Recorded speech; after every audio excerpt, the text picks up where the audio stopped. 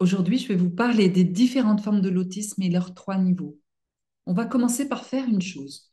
Oublier une image que tout le monde a en tête, l'image d'une simple ligne droite avec une extrémité pas autiste et de l'autre très autiste.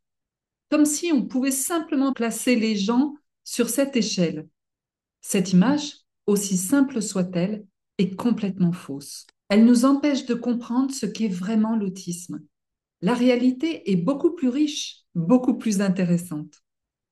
Aujourd'hui, on va effacer cette vieille image pour la remplacer par une nouvelle, qui va tout changer dans notre manière de voir les choses. Alors, si l'autisme n'est pas une simple ligne, qu'est-ce que c'est?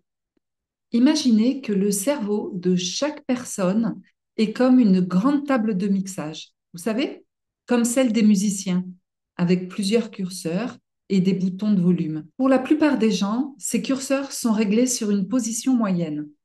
Mais pour une personne autiste, c'est très différent. Certains curseurs sont poussés au maximum et d'autres au minimum. Et chaque curseur correspond à une sensibilité différente. La sensibilité au bruit, à la lumière, le besoin d'avoir des habitudes, la facilité de parler, de s'exprimer, la perception des émotions des autres ou encore l'intensité d'une passion. Et c'est ça la clé la plus importante.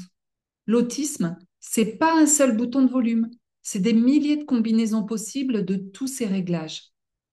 Pour bien comprendre, prenons deux exemples de personnes, toutes les deux autistes. Imaginez une femme qui travaille dans un bureau. En apparence, tout va bien.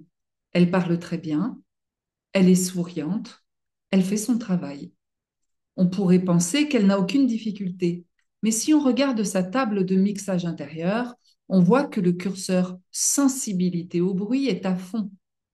Le simple bruit du clavier ou la sonnerie du téléphone est pour elle une véritable agression. Son curseur compréhension des sous-entendus est très bas. Elle doit donc faire un effort mental énorme pour déchiffrer ce que les autres veulent dire. Et son curseur énergie sociale est tout petit. Elle fait d'énormes efforts toute la journée pour paraître normale, mais le soir, en rentrant chez elle, sa batterie est complètement vide. Maintenant, imaginez un adolescent. Lui, son curseur facilité à parler est très bas. Il ne parle pas ou utilise des phrases très courtes pour s'exprimer. En revanche, son curseur passion pour les trains est poussé au maximum. Les trains ne sont pas juste un passe-temps. C'est sa façon de comprendre le monde, de se calmer, et c'est le meilleur moyen de communiquer avec lui. Sa table de mixage montre aussi que le curseur besoin d'habitude est à fond. Un simple changement dans sa routine, comme un trajet de bus différent, est pour lui une source d'angoisse immense. Comme un tremblement de terre, ces deux personnes sont autistes. Pourtant, leur expérience du monde n'a rien à voir. Et c'est ça qu'on appelle les formes de l'autisme. Des tables de mixage uniques, des mondes intérieurs complètement différents. Il n'y a pas une forme d'autisme, mais une par personne. Alors, parlons de ces fameux niveaux, 1, 2 et 3. Vous avez peut-être déjà entendu ces termes, ou peut-être que c'est la première fois.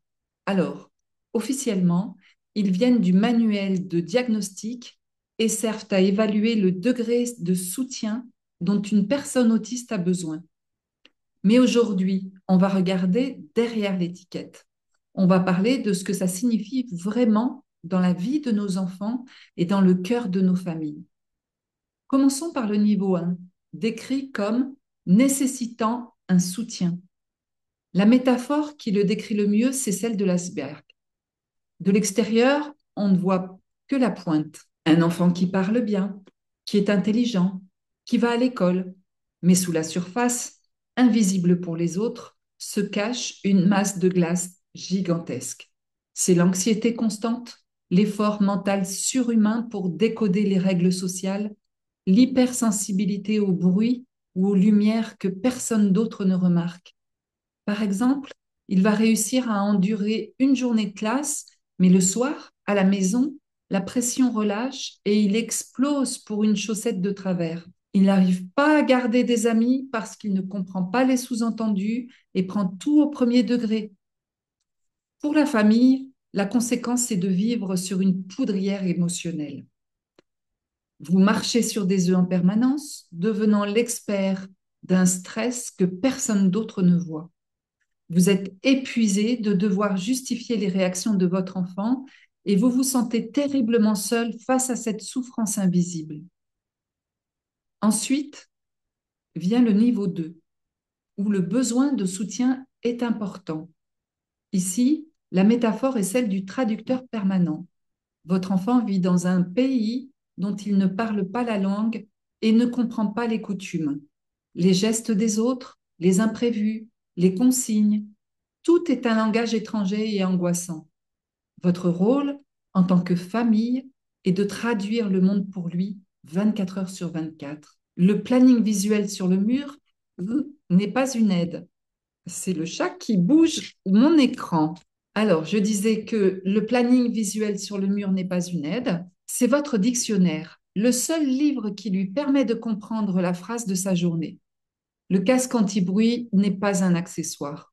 C'est votre service de traduction simultanée qui filtre le vacarme assourdissant du monde pour ne garder que l'essentiel. Pour la famille, la conséquence est un épuisement logistique et une perte totale de spontanéité. Chaque sortie devient une expédition qu'il faut préparer comme un voyage à l'étranger. Vous devenez le guide, la traductrice, la garde du corps. Vous ne pouvez plus simplement aller faire une course. La vie sociale de la famille se rétrécit car il est trop compliqué d'improviser un dîner chez des amis. Et enfin, vient le niveau 3, où le soutien est très important. La meilleure métaphore est celle de l'astronaute en combinaison sur une planète hostile. Votre enfant a un système sensoriel si différent que le monde ordinaire est pour lui comme une planète à l'atmosphère toxique. Chaque son peut être un bruit de réacteur, chaque lumière un soleil aveuglant, chaque contact une brûlure. Sa sécurité dépend entièrement de sa combinaison et de sa base spatiale, qui est la maison. Par exemple, il ne peut s'alimenter qu'avec quelques textures très spécifiques, car les autres lui sont physiquement insupportables. Mais ça, j'avoue que ça peut être aussi dans le niveau 1 ou 2, à des degrés différents. Il communique par des gestes ou des sons que seul vous, sa famille, comprenez. Il peut avoir des gestes autostimulants intenses, non pas pour vous embêter, mais pour réguler un corps qui est en surcharge permanente. Pour la famille, la conséquence est un dévouement total qui mène à un isolement profond. Votre maison devient une bulle, un sanctuaire coupé du monde extérieur, car celui-ci est trop dangereux. L'épuisement est physique, car les nuits peuvent être inexistantes, et la charge de soins est constante. Et il est émotionnel, car la peur pour la sécurité et l'avenir de votre enfant est une compagne de chaque instant. Et je sais que quand on entend ça, ça peut paraître une montagne. Mais laissez-moi vous partager quelque chose de très personnel. Mon fils a eu une prise en charge très importante. Et pourtant, à 22 ans, il était toujours bloqué. C'est là que j'ai compris que je devais changer d'approche. Et nous avons commencé à construire ensemble son socle. Aujourd'hui, il a 31 ans et les manifestations de son autisme, oui, mademoiselle, ces difficultés qui le paralysaient et mettaient notre famille sous une pression immense ont complètement disparu. Attention, sa neurologie n'a pas changé. La meilleure preuve, c'est que lorsqu'on a déménagé, un des stress les plus immenses, certaines de ses anciennes réactions sont revenues. Et ça nous a montré une chose fondamentale. Son socle personnel est si efficace qu'il a littéralement effacé les symptômes qui l'handicapaient. Quand ce socle est ébranlé, on sait exactement quel pilier renforcer pour que tout redevienne stable. Alors, peu importe le niveau, que votre famille soit un expert en iceberg, une traductrice surmenée ou la gardienne d'un astronaute, la question n'est jamais quel est son niveau, mais de quelle fondation a-t-il besoin maintenant et comment puis-je, moi, son parent, devenir le meilleur architecte pour lui? Et la bonne nouvelle, c'est que cette fondation, c'est vous qui avez le pouvoir de la construire.